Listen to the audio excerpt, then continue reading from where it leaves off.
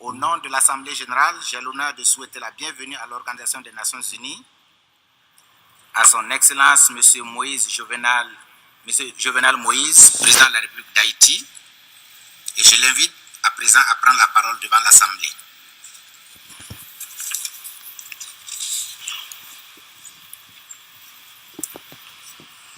Madame la Présidente, Monsieur le Secrétaire Général, Excellences, Mesdames et Messieurs,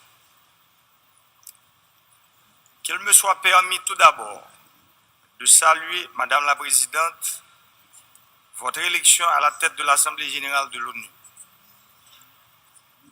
Les grandes qualités et le talent qu'on est unanime à vous reconnaître sont assurément un gage de succès des travaux de cette 73e session ordinaire.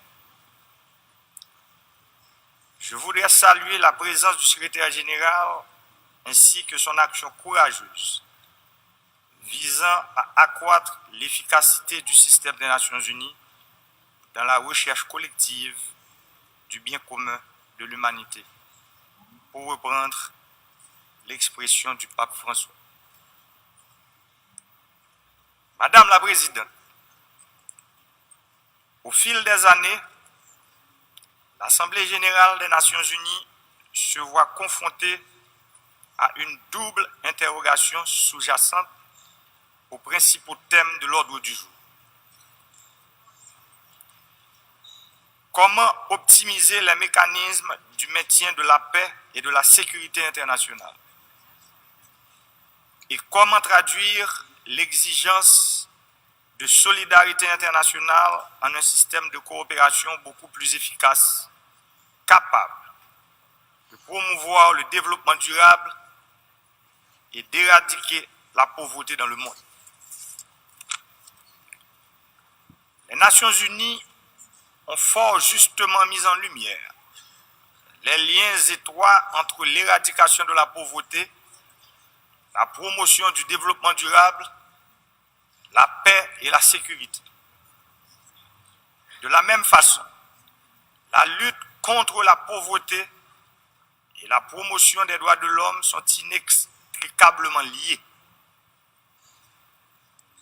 L'extrême pauvreté est une négation de la dignité humaine. Elle doit, par conséquent, figurer au cœur de l'action des Nations Unies. Ainsi, des centaines de millions d'hommes et de femmes auront l'espoir de voir un jour l'éradication de la pauvreté. Dans le même ordre d'idée, l'intensification de la lutte contre le réchauffement climatique, qui constitue l'une des menaces les plus pesantes pour l'humanité, se doit de figurer parmi les grandes urgences de la communauté internationale.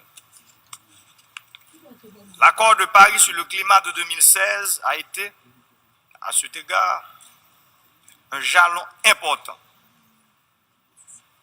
Et il convient que tout soit mis en œuvre pour que les obligations internationales et les engagements qui en découlent soient respectés.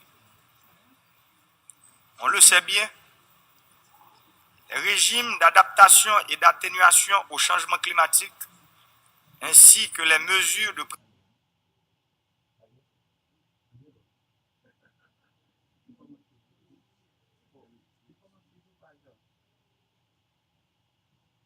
précaution tendant à atténuer les dégâts sont extrêmement coûteux. La mitigation des risques naturels, une des composantes d'une stratégie de développement durable, en tant qu'investissement fait aujourd'hui en prévision de phénomènes qui auront lieu demain, s'avère indispensable. Or, à ce jour, les moyens financiers sont nettement insuffisants pour permettre une réponse appropriée en phase avec l'ampleur des défis posés. La La mobilisation de nouvelles ressources pour le redressement climatique revêt un caractère de priorité absolue. Force est de constater que les pays les plus vulnérables, notamment les petits pays insulaires, surtout la Caraïbe, dont la République d'Haïti, émettent peu de gaz à effet de serre alors qu'ils subissent la majeure partie des dégâts causés par des ouragans devenus plus fréquents et plus violents. Les promesses faites au cours du sommet One Planet de l'année dernière à Paris pour permettre à ces pays d'adapter leur environnement et de mitiger les effets des affres du changement climatique devront se matérialiser. Madame la Présidente,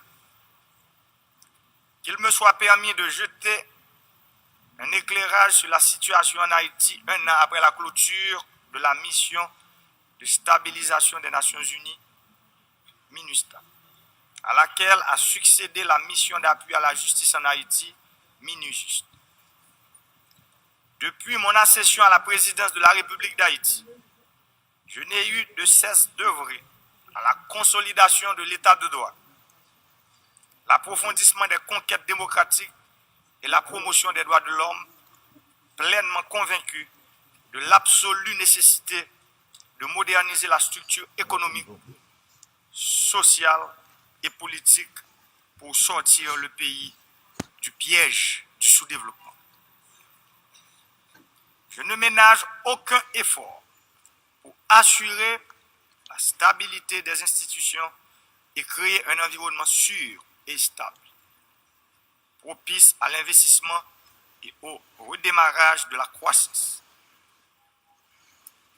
Dans un contexte de raréfaction des moyens et de la forte pression des besoins, la caravane du changement est, à cet égard, une stratégie novatrice visant à mettre toutes les ressources de l'État au service du peuple haïtien. Nombreux sont les résultats tangibles obtenus au cours des 18 derniers mois de la modernisation sociale, politique et économique engagée par le gouvernement. Qu'il me suffise, à cet égard, de citer le dernier rapport du secrétaire général des Nations Unies sur Haïti, qui met en lumière les progrès importants enregistrés au plan de la stabilité politique et institutionnelle, de la protection des droits de l'homme, du renforcement du système judiciaire et de l'amélioration de l'environnement de sécurité. Cependant, en dépit de ces avancées, force est donc de reconnaître que l'atonie de la croissance économique continue de peser lourdement sur la stratégie nationale de développement et de pérennisation de la paix. Le pays est en effet confronté à des défis interreliés et de grande ampleur. À cela s'ajoute la pression démographique, l'urbanisation galopante, la dégradation de l'environnement, l'extrême vulnérabilité aux catastrophes naturelles. Le tremblement de terre de 2010, monsieur le rappelle, a causé des dommages estimés à 120% du PIB. À cela, l'on doit ajouter les effets du cyclone Mathieu, qui a causé des dégâts équivalents à 32% du PIB. Cette vulnérabilité structurelle et environnementale n'est pas sans conséquence. En juillet dernier, suite à l'application de la loi sur l'ajustement des prix de l'essence conclue avec le Fonds monétaire international, le pays a vécu la fâcheuse et douloureuse expérience d'un soulèvement populaire en réaction aux exigences du Staff Monitoring Programme conclu avec le Fonds monétaire international. En effet, Haïti, qui ne produit pas de pétrole, est confronté à la douloureuse exigence de continuer à financer les subventions gouvernementales du prix des produits pétroliers. Madame la Présidente, Mesdames, Messieurs, cette expression violente de mécontentement d'une partie de la population ne peut être sous-estimée. Elle a posé avec une acuité particulière la question centrale des risques associés à l'extrême précarité socio-économique et au manque de perspectives économiques. De plus, elle a mis en relief la fragilité des acquis obtenus. Aussi réels et incontestables soient-ils, ces acquis obtenus de haute lutte peuvent être mis en péril en l'absence d'un soutien adéquat sur la longue durée. L'un des enseignements que nous avons tirés de cette crise est que les réformes structurelles sont des processus de longue haleine qui, tout en étant indispensables, ne peuvent pas être entreprises dans de courts laps de temps et les conditions souvent trop rigides imposées par les partenaires techniques et financiers sans tenir compte de la réalité socio-économique de chaque pays.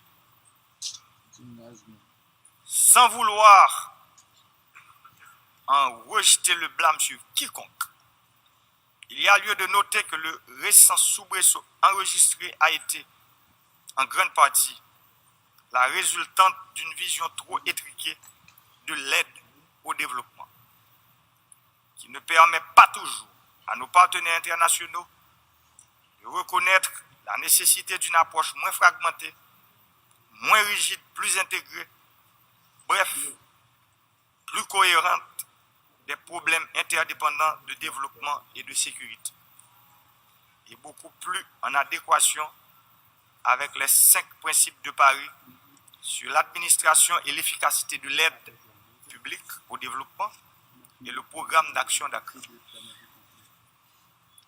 Autrement dit, le succès de la stratégie de pérennisation de la paix et des acquis, à laquelle nous sommes particulièrement attachés et sensibles, est tributaire pour une large part de la capacité du pays à obtenir les moyens additionnels susceptibles de lui permettre de surmonter ses handicaps structurels, de relancer notamment l'investissement public dans les infrastructures essentielles et de surmonter les obstacles auxquels se heurte la croissance et qui maintiennent près des 3/4 de la population en dessous du seuil de pauvreté.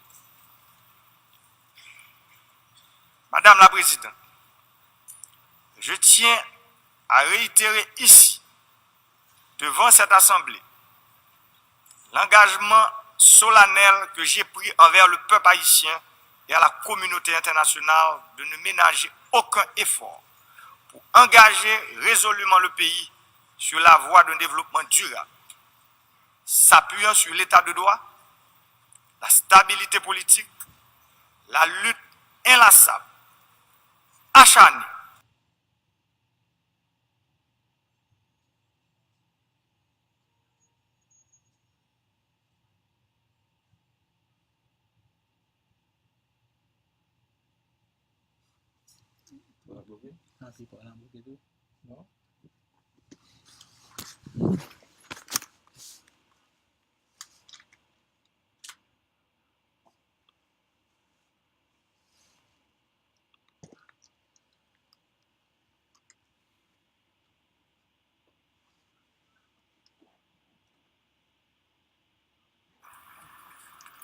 l'amélioration du climat des affaires, la relance des investissements publics et privés porteurs de croissance et de création d'emplois pour favoriser l'élargissement de la classe moyenne et la réduction significative des inégalités sociales et de l'exclusion sous toutes ses formes.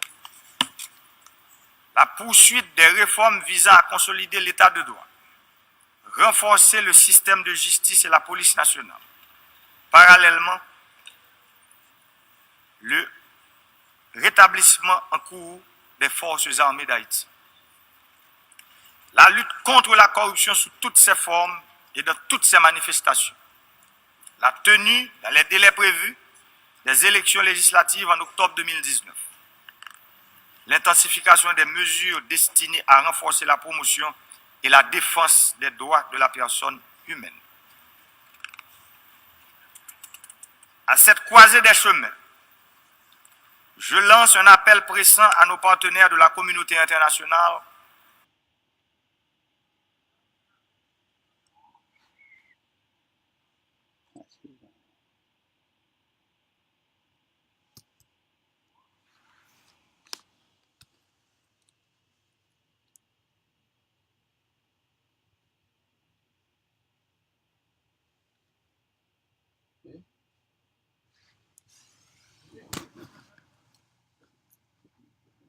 pour la poursuite d'une solidarité active avec le peuple haïtien dans le cadre d'un programme d'aide renouvelé, cohérent, substantiel.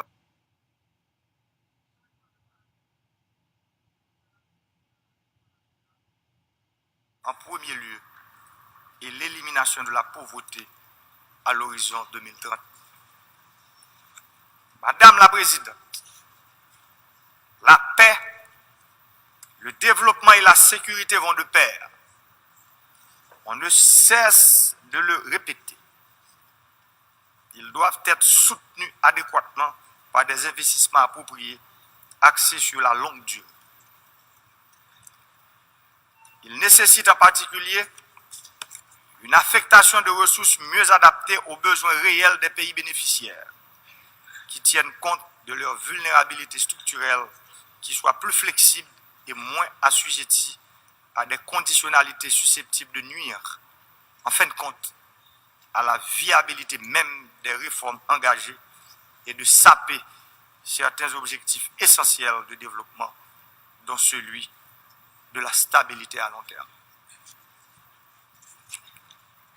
L'accès à de bonnes infrastructures routières, électriques, numériques, sanitaires, scolaires,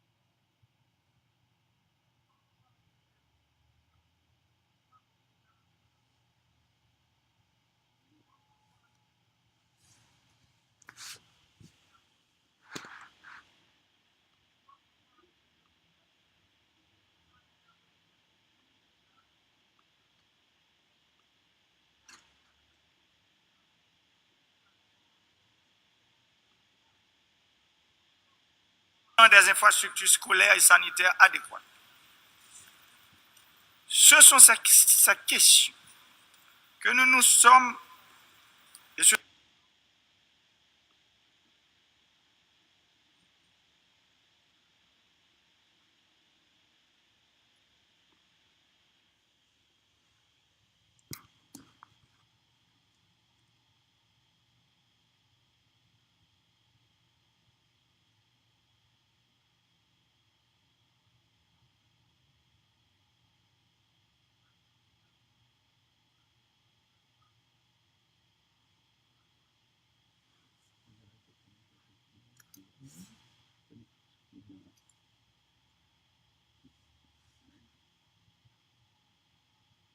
75 millions de dollars sont nécessaires.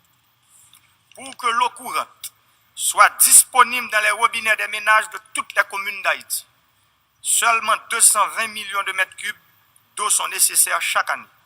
Pourtant, 40 milliards de mètres cubes d'eau de surface sont déversés à la mer chaque année. Avec environ 300 millions de dollars, nous pouvons traiter les 220 millions de mètres cubes d'eau nécessaires pour desservir toutes les communes d'Haïti. Nous avons besoin d'une production de 50 millions de plantules d'arbres fruitiers et forestiers chaque année pour reboiser le pays. La construction de 14 centres germoplastes et de propagation végétale pouvant produire 63 millions de plantules par année, coûte environ 35 millions de dollars. S'agissant de l'éducation, 15 000 salles de classe sont nécessaires pour permettre aux 500 000 enfants qui ne fréquentent pas encore l'école d'avoir accès à une bonne éducation de base. Environ 450 millions de dollars sont nécessaires pour la construction de ces salles de classe. 122 centres de santé sont nécessaires pour combler le déficit que nous avons au niveau des sections communales. 20 millions de dollars en sont nécessaires. Je profite aussi pour interpeller la communauté internationale sur l'obligation de mobiliser les ressources pour éliminer le choléra introduit par la MINUSTAH en Haïti et pour compenser les victimes. Pour interconnecter et rénover les 146 communes d'Haïti et améliorer certains tronçons de route dans les sections communales, 800 millions de dollars sont nécessaires. Du haut de cette tribune, je voudrais dire à nos partenaires techniques et financiers que nous devons, ensemble, nous armer du courage nécessaire pour repenser l'aide au développement en Haïti et dans les autres pays en situation similaire, tout en ayant pour boussole la déclaration de Paris de 2005 sur l'efficacité de l'aide publique au développement et le programme d'Accra de 2008. Avec les maigres ressources financières de la République d'Haïti, nous avons commencé à mettre le pays en chantier. Aujourd'hui, plus que jamais, nous avons besoin de cette synergie pour construire l'avenir de notre pays. Nous sommes condamnés à travailler ensemble, tout en respectant scrupuleusement les priorités d'Haïti. La bataille contre la corruption entamée depuis le 7 février 2017 ne saurait rester un vœu pieux. C'est une bataille qui nous permettra de léguer aux générations futures un pays meilleur où il fera bon vivre. Je vous remercie.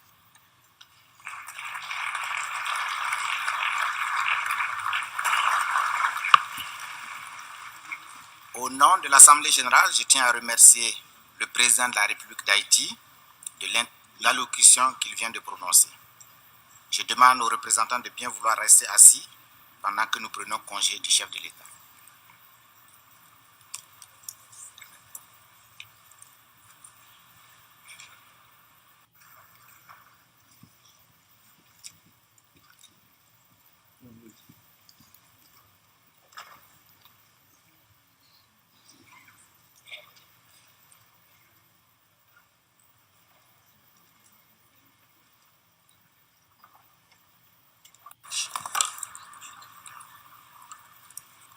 L'Assemblée va entendre l'allocution